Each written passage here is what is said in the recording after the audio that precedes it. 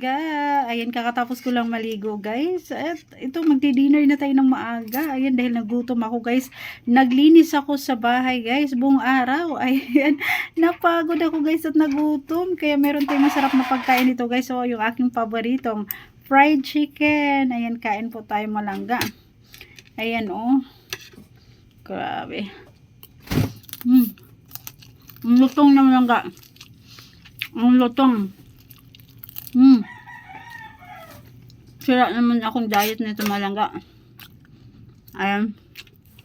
Kaya guys, kaya maiwasan na hindi magkaroon ng bilbil, guys. Sasarap ng ating mga pagkain dito. Kaya man ang ginagawa ko, guys, pag napadami ang kain ko ngayong gabi, bukas ng umaga, guys, mag-exercise na naman ako. Ayan, yun po akong daily routine. Ngami. Ngami mo lang ka.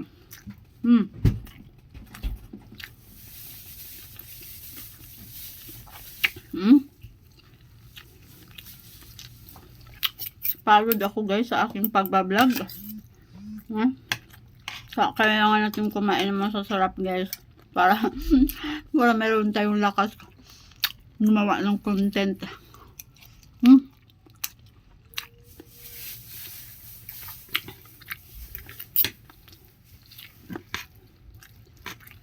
Ang sarap, guys.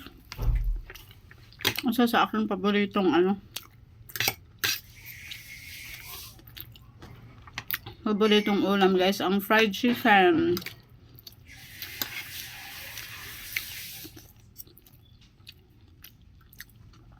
Ang lutong.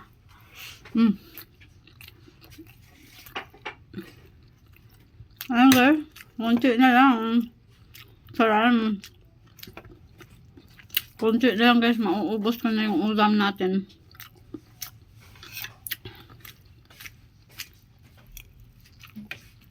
Yummy.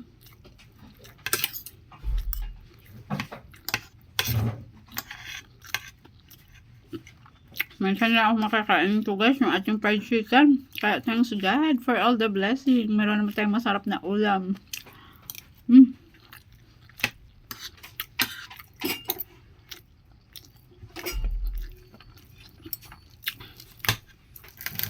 Yan. Luto ng ating chef, guys. Ang sarap.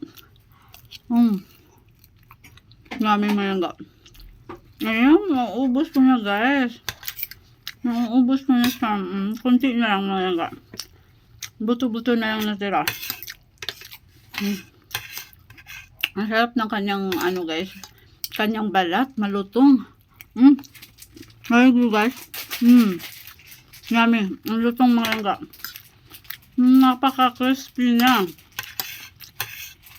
Napaka-crispy na, guys. Yummy. Yummy malangga.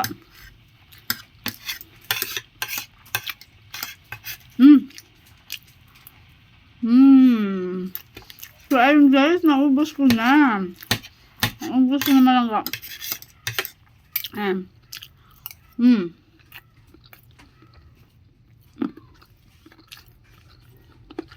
Yummy. Ayan, guys, yung buto-buto. Pakain natin sa pusa.